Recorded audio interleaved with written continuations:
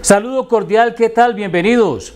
Aquí iniciamos A Dos Toques, programa institucional que se emite a través de CNC para el departamento del Quindío, con la producción de Survisión Televisión.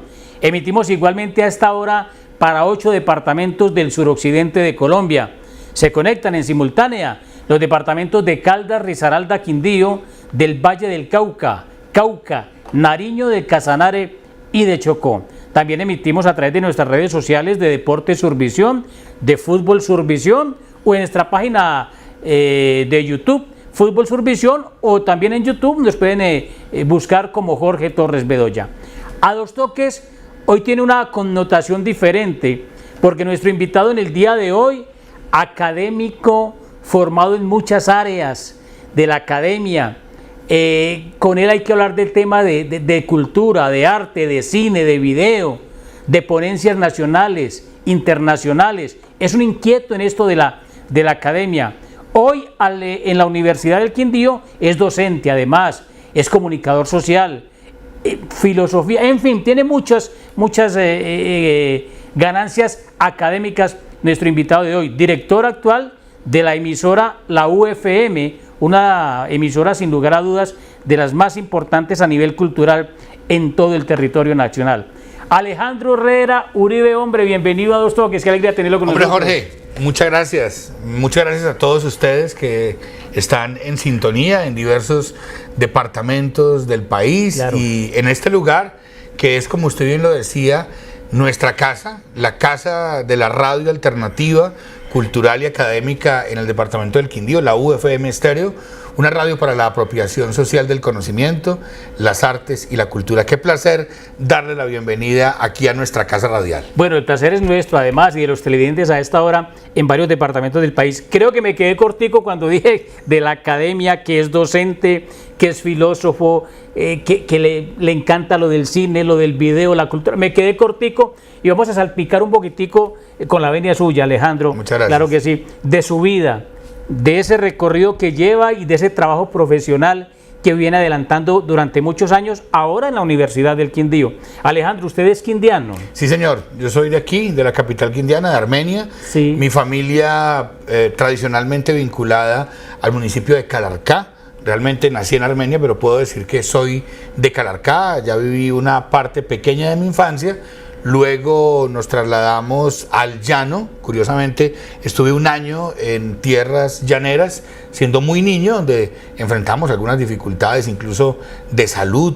Me lo han contado porque sí, claro, yo no lo puedo recordar. Pero después de ese impasse, pero un momento también muy importante desde el punto de vista simbólico y quizás ancestral, porque la enfermedad que padecí cuando era muy niño, un año quizás de haber llegado a este mundo, pues fue una enfermedad que no pudieron tratar los médicos allá en la llanura y sí se convirtió en objeto o en objetivo de uno de aquellos chamanes que habitan en esta región, y me cuentan que por gracia y por obra de uno de estos seres maravillosos, pues yo pude sobrevivir y de ahí viajar a Medellín, donde tuve ocasión de cursar mi primaria y parte del bachillerato. Alejandro, ¿qué le han contado? ¿Cómo se da esa unión de los apellidos Herrera-Uribe? ¿Cómo se encuentran? ¿Qué pasa? ¿Qué le han contado a ustedes sus padres? Bueno, pues le cuento que el Uribe tiene que ver con viejos arrieros venidos de Antioquia, que entraron por Sonsón, que llegaron a Caldas y luego como colonos al departamento del Quindío. Los Herrera sí tienen una raigambre muy fuerte en esta zona del país, en el Quindío, y otro de mis ancestros, sí, tiene que ver curiosamente con el Uribe, que se une a ese abuelo migrante, a ese abuelo arriero, y es mi abuela. Mi abuela viene de Bogotá, mi abuela es santafereña, bueno, era santafereña, ya lamentablemente murió, y era la hija del afinador de pianos del Teatro Colón. Una mujer que vivió en las primeras dos décadas de la vida santafereña, todo ese ambiente de una Bogotá pacata, conventual, de sombrero y gabán, de los cachacos. Sí, de la elegancia, esa elegancia central del país de cada una de las personas, ¿no? Pues conjugue usted esa elegancia, ese gusto por la cultura, sí, esa tradición de la alta escuela musical imagínese usted el afilador de pianos del Teatro Colón, y Esther Salguero, que era mi abuela, pues mirando furtivamente a su padre hacer las labores con las mejores compañías de ópera que llegaban a Bogotá, labores de afinar los pianos que eran realmente muy demandantes para esa época de los años 20, 30 en Bogotá. Imagínese usted esa raíz cultural vinculándose con un viejo arriero, Juan Manuel Uribe Jaramillo, amante de dos cosas, siendo además un hombre que creo llegó a alguna parte de su primaria, pero no continuó, amante paradójicamente frente a eso de los libros de ciencia ficción y de la matemática. Era un matemático innato. Mi abuelo era un hombre capaz de hacer raíces cuadradas, raíces cúbicas, de incluso visitar esas tenaces derivadas y límites en el cálculo que uno llega a visitar en 11. Y bueno, que ahora necesitamos 11 años para aprenderlo. Y que los ingenieros conocen muy bien en los que se encargan de la matemática. Pero mi abuelo, un hombre, te repito, hijo de arrieros, que es capaz de vincularse con ámbitos tan exóticos como la ciencia ficción literaria y la matemática al más alto nivel, pero un hombre, repito, sin una formación cultural tan profunda como la de mi abuela. Y se encuentran no solamente dos personas, sino dos tradiciones, dos culturas, dos formas de ver el mundo, la paisa y la santafereña. Mi abuela tenía una influencia cundiboyacense muy alta, y por supuesto que en el altiplano se viven costumbres... Que era más cultural, ¿no? Algo más cultural, más... Por haberle tocado a ella la vivencia del Teatro Colón, pero en términos de cultura tradicional también muy diferente, porque la cultura cundiboyacense y la antioqueña colonizadora pues eran bastante disímiles. Recuerde usted un ejemplo muy bello que hay en Calarcá, que es la calle de Fusa. La calle de Fusa, que es creo que la 37, actualmente la 37, era una calle donde llegaban los que venían de Bogotá, de Santa Fe, y ahí tenían su mercado. Claro. Mientras los paisas lo tenían en la galería de Calarcá, y se daban unas reyertas en esa esquina de la 24 con 37, que recuerdan además muchos cronistas de esta zona. Pues yo soy producto de alguna manera de ese choque cultural maravilloso, y tenemos de todo, de esa pasión por la cultura, pero también de ese arraigo natural a la tierra, a las tradiciones, a la música que nos entregaron tanto los paisas como los santafereños. Decirlo así sencillo, de esa berraquera paisa. Exactamente. Alejandro Herrera Uribe nació en Armenia. De niño se fue con su familia a los llanos, tuvo una dificultad de salud, fue a Antioquia, o sea, ha recorrido el país. Parte del país. Alejandro, sus estudios, su primaria, su bachillerato. Bueno, yo estudio mi primaria en un colegio religioso, el colegio salesiano, con un acompañamiento muy curioso, se llamaba El Sufragio, salesiano El Sufragio, además porque en nuestro colegio ubicado en Boston, para quienes conocen Medellín, ahí un poco más arriba, unas cuadras más arriba de la Oriental, en pleno centro de Medellín, allí en ese colegio reposaban algunas de las osamentas de familias tradicionales de Medellín. Entonces al lado de nuestro colegio, justo al lado de la cancha principal, pues están los osarios, todavía están. Imagínate para lo que era para un niño o para un grupo de niños estudiar en un colegio con cementerio. Eso era realmente sobrecogedor. Veíamos cosas, inventábamos lo que no veíamos, había una suerte de magia que cubría la atmósfera de ese colegio. Con el tema de la muerte, ¿no? Claro, y además el sacerdocio presente siempre en un colegio de este tipo, el rector era un cura, bueno, en fin, 5 años de primaria, muy nutridos, que me nutrieron muchísimo, con mucha calidad, pero ¿cómo le parece que en quinto de primaria a mis padres los llamaron a la rectoría y les dijeron, mire, vamos a proponerles algo? ¿Qué tal si Alejandro es de alguna manera corregido en algunas conductas que tiene de indisciplina, porque él es un hombre, un niño inteligente? Hoy les dicen hiperactivos. Hoy nos tratan de manera diferente, pero yo era muy cansón, o sea, y creo que podría seguir siéndolo. Y yo realmente me preguntaba qué había ocurrido. Si yo era un niño juicioso, desde mi perspectiva, ¿por qué estaban llamando a mis padres? Pero académicamente le iba bien. Pero perfecto.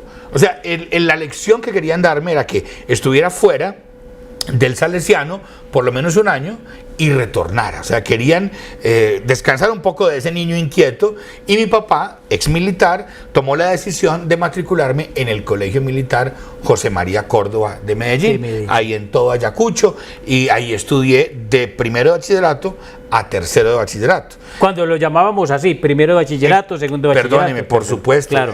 Ahí tuve una reminiscencia de lo que ahora es sexto, séptimo y octavo. Antes era primero, segundo y tercero de bachillerato. Entonces me introdujeron en la disciplina militar. Sí. O sea, mi papá seguramente entendió que para corregir ese muchachito, pues tenía que vivir esa disciplina que él mismo había vivido. Entonces, curiosamente, debo decirlo, en esa época corrían los años 80, era una Medellín muy convulsionada. Pero era una época muy difícil para nuestro país. Y estaban haciendo, estaba fortaleciéndose una cultura o contracultura del narcotráfico muy fuerte.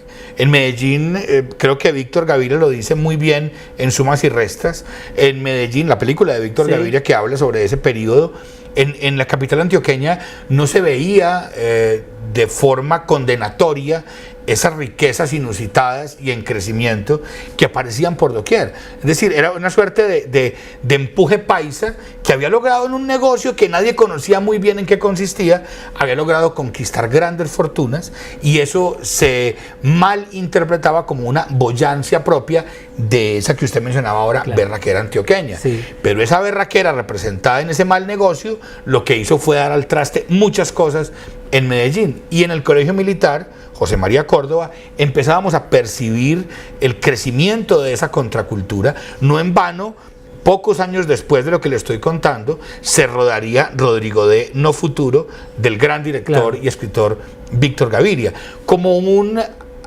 anticipo, como una premonición de lo que iría a ocurrir en Colombia, en todas las ciudades más grandes del país, en las capitales, con el distrito de Agua Blanca, con Simón Bolívar en Bogotá, bueno, la Comuna 13 en Medellín, todo lo que conocemos como el gran coletazo del narcotráfico sobre la juventud, la adolescencia de nuestro país, que estamos pagando hoy día justamente. Entonces le relato solamente que en ese ambiente del colegio, de mi primer bachillerato, de esa primera etapa de mi bachillerato, me tocó vivir la fuerza negativa de la influencia que veíamos ocurrir en nuestros compañeros, en los barrios, y te juro que fue una experiencia bastante dolorosa.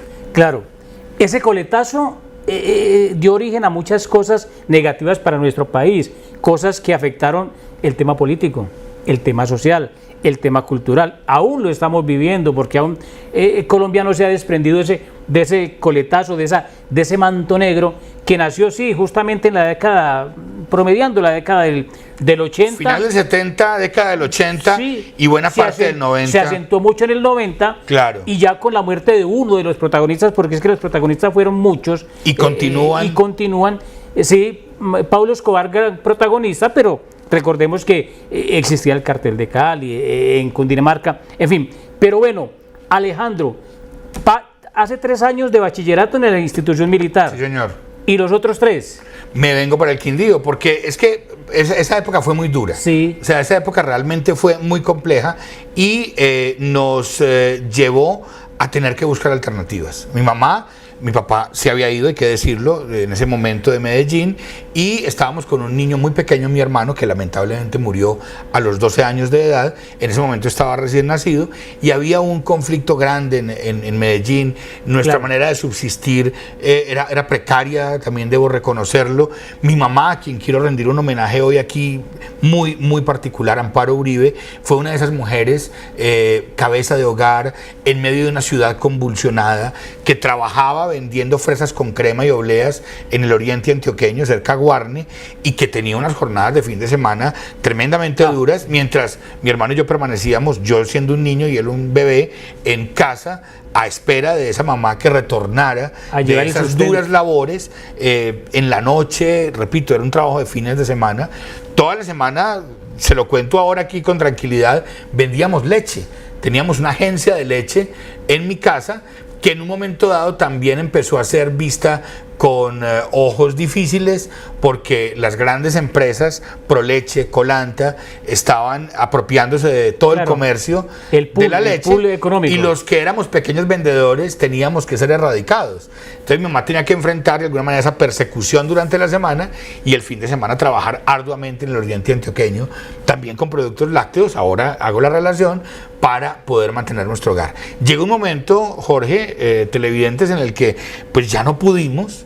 Muchas familias seguramente se vieron acorraladas por esa época, y aquí teníamos la raíz en el Quindío. Aquí estaban mis abuelos, esa abuela que te cuento del Teatro Colón, ese abuelo hijo de arrieros, aquí estaban y eran nuestra familia. Entonces retornamos al hogar, retornamos a la casa materna, en el caso de mi mamá, a Calarcá, efectivamente, y ahí le dejo la historia. Estamos salpicando, si me permiten el término, amables televidentes, la vida de Alejandro Herrera Uribe. Mire, no conocíamos de él muchas cosas, lo conocemos porque hacemos parte, creo, de ese grupo de amigos, por supuesto, que tiene Alejandro, y no conocíamos cosas de él, el tema de lo de Antioquia, de su formación académica militar. Estamos a dos toques. Vamos a hacer una pausa con mensajes de interés y retornamos. Hoy estamos haciendo nuestro pregrabado en las instalaciones y en los estudios de la UFM, emisora cultural, sin lugar a dudas, una de las más importantes del país, y que ahora vamos a hablar de ese tema porque ha tenido un giro musical importante en los últimos tiempos, que la juventud se está enamorando. Ya regresamos a Dos Toques.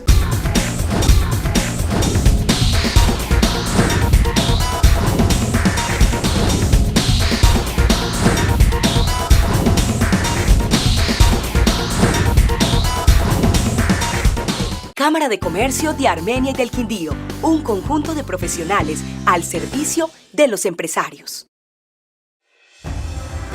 Un día lo soñamos y hoy lo hacemos realidad. Estamos instalando soluciones solares para llevar energía a 90 familias que viven en las zonas más alejadas del Quindío. Queremos ser el primer departamento de Colombia en iluminar la vida de todos sus habitantes y ser la energía incondicional que los acompaña todos los días. 100% cobertura, 100% incondicional. Una iniciativa de EDEC y la Gobernación del Quindío.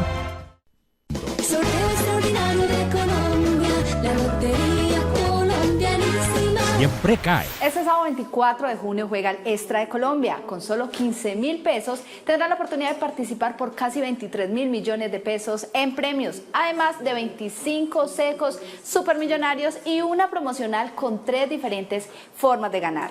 Cómpralo con tu distribuidor o lotero de confianza. Juega y gana con el Gran Extra de Colombia. Sorteo extraordinario de Colombia, la lotería colombianísima. Siempre cae.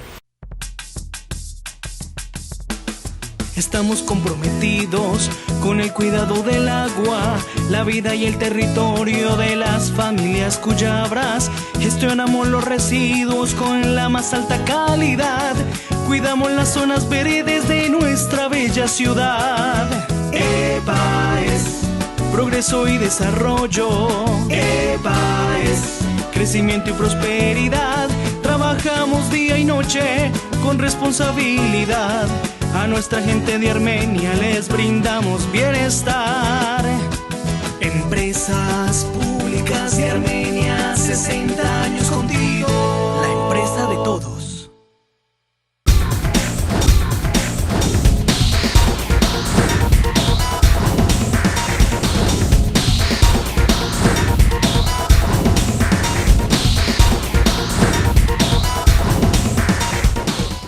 Continuamos a Dos Toques. Estamos en Armenia, en la capital del departamento del Quindío. En la Universidad del Quindío estamos en las instalaciones, en los estudios de la UFM. La UFM, que es dirigida por este hombre que tengo aquí al lado, por Alejandro Herrera Uribe. Saludamos a toda la gente que se conecta en los departamentos de Caldas, Risaralda, Quindío, Valle del Cauca, Cauca, Nariño, Casanare y Chocó. Además, a quienes están por nuestras redes sociales y a quienes están a través de CNC Plus, un saludo cordialísimo. Alejandro Herrera Uribe, usted es el actual director de la UFM.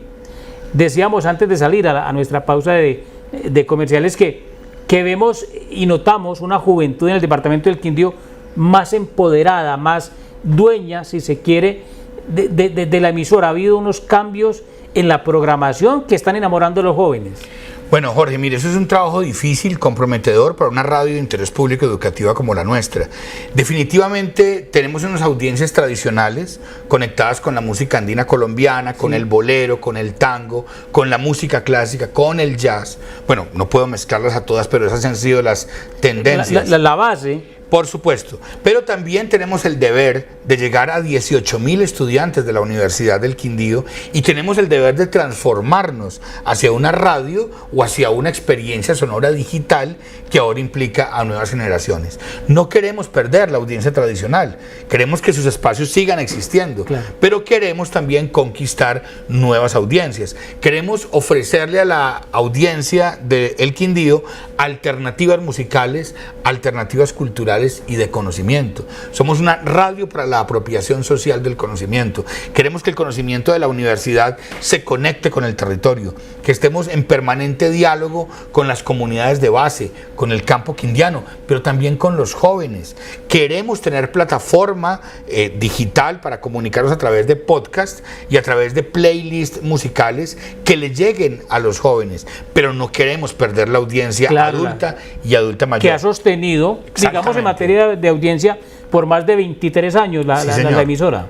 Entonces queremos mantener esos diálogos, claro, y ampliar esas regiones de influencia de la emisora. Eso no es fácil y trae seguramente reacciones. Hay personas que están acostumbradas a ciertos horarios con ciertos géneros y hemos hecho algunas variaciones, pero siempre partiendo, Jorge, del respeto, claro, por esa audiencia tradicional, sin descuidar que la radio debe modernizarse, que los contenidos de la radio universitaria no deben ser aburridos, que tenemos que llegar a múltiples nichos de audiencia, que ya no solamente estamos con un grupo de edad particular, sino que hay que abrir esas perspectivas a otros grupos sociales, a otros actores. Es decir, el oyente del común, una persona que va en su vehículo, por decirlo de esta manera, desea escuchar radio 102.1, 102.1, la UFM, ahí tiene alternativas diferentes en música, en programas de interés público, en lo que él quiere escuchar de una radio. Por supuesto, va a poder encontrar música clásica, va a poder encontrar jazz, va a poder encontrar pop latino, va a poder encontrar nuevas tendencias de la música colombiana, no solamente andina, sino del Pacífico, de otras regiones del país. Claro. Queremos expandir ese radio de acción, queremos volver a los concursos de música andina colombiana, queremos ir a Cotrafa, queremos ir al Mono Núñez, queremos ir al Mangostino, queremos además matizar esa música colombiana con nuevas historias, con crónicas que nos permitan llamar a nuevos públicos a que escuchen esas músicas. Los cuenteros, la parte cultural, danzas, en fin, danzas, es que ¿por qué danzas en radio? No, es que danzas es convocatorias, por ejemplo. La cultura en general. Y usted sí que sabe de cultura, Alejandro. Pues gracias, Jorge. Esa es la idea. Estamos conectados realmente con el territorio y queremos que nuestras audiencias disfruten de mayor diversidad cada vez. Va a haber muchas sorpresas para el 2024. Este es un camino que nunca termina, Jorge. Nosotros estamos todo el tiempo escuchando a las audiencias. No solamente hablamos, no solamente ponemos música, la idea es que nos retroalimenten, claro, así como usted, que nos den opiniones, que nos permitan ir mejorando e ir ajustando la parrilla de programación para que el Quindío tenga realmente una radio alternativa, que cuando los oyentes quieran oír otra cosa, quieran que les sugiramos nuevos ritmos, pues lo puedan hacer a través de los 102.1 y la ufmuq.com.co. Pero mire que usted acaba de decir algo muy importante y nos alegra de sobremanera, porque le están abriendo la puerta a los oyentes, claro, en casa, al ama de casa, al docente, al abogado, al que sea. Mire, díganos qué quiere. Y nosotros tratamos a UFM de complacer, de llegar a esos públicos. Alejandro, no es un secreto, y a usted le tocó una época muy difícil en la UFM. Muchos dirán, pero es que en radio, ¿qué tiene que ver? No, pero es que la época de pandemia también afectó. ¿De qué manera afectó la pandemia a la UFM y en cabeza suya, por ejemplo, qué se hizo? Pues en primer lugar, Jorge, no estábamos aquí, nos tocaba hacerlo todo desde casa, no podíamos entrar a la universidad, teníamos que trabajar con WhatsApp, teníamos teníamos una responsabilidad enorme con la audiencia frente al COVID, informar. Desde la posición de los médicos, de los epidemiólogos, hacer un trabajo muy serio sobre esas fuentes para poder mantener a la comunidad informada. Y lo teníamos que hacer vía remota, con el trabajo en casa, con mensajes de WhatsApp. Eran listados de 60, 70 voces, 80, 100 voces, impresionante. Y a pormenorizar un guión que le permitiera a nuestro equipo de trabajo, John Alexander Toro Carvajal, a Darío Gómez Gallego, Hernán Darío, a Janet Mejía, a todos los que integramos este equipo de trabajo, pues nos tocaba desde casa ensamblar esos guiones y poder llevar a la audiencia con calidad esos programas que nos permitieran estar informados sin perder de vista la continuidad de la programación musical, para que tuviéramos alternativas ahora que estábamos en casa. Entonces nos afectó mucho. Tuvimos que redoblar esfuerzos, hacer uso de todas las técnicas posibles, seguir con la responsabilidad institucional de informar desde la ciencia, desde el conocimiento experto a la comunidad sobre la pandemia, y mantener una atmósfera sonora, radial, tranquilizadora, que le permitiera a la gente estar en su casa y sintonizarnos para estar mucho más tranquila. Fue difícil. Mientras intentábamos que la audiencia estuviera tranquila, nosotros no lo estábamos, porque nos tocaba, como le digo, hacer muchas cosas para tratar de que la emisora permaneciera al aire. Nunca hemos salido del aire, a excepción de algunos temas técnicos, con el Cerro del Castillo, con la gran ayuda de don Germán, que siempre está allí, nuestro transmisorista, valga también una mención para él, para el que equipo está de trabajo en la montaña, haciendo que nuestra señal pueda salir al aire. Seguimos empeñados, Jorge, en que el conocimiento de la universidad llegue a la población para que todos podamos tomar mejores decisiones. ¿Y en qué consiste eso? En que la gente comprenda cómo se hace la ciencia, cómo se construye el conocimiento, y ese será siempre nuestro deber. Máquina de Ingenio, estamos al aire. Máquina de Ingenio está al aire los viernes 8 de la mañana, el programa de ingeniería. Sí. Hablamos muchísimo del tema de gestión de riesgos. Sí. Ahora estamos socializando la microzonificación sísmica de Armenia y la zonificación sismogeotécnica del Quindío, primer departamento que va a tener completamente mapeado su territorio para saber cómo construir mejor, cómo habitar mejor y con mayor seguridad. Un estudio inédito en el departamento del Quindío, lo estamos de alguna manera alimentando desde la UFM Estéreo, contándole a la audiencia con Máquina de Ingenio cómo se hace un estudio de estos, cómo nos va a impactar cuando se entreguen los resultados y por qué es totalmente beneficioso para todos. Así que sí, continúa Máquina de Ingenio. 30 minutos es muy cortico para hablar, Alejandro Herrera Uribe, con usted de muchos temas, porque habla delicioso, porque tiene muchas cosas que contar.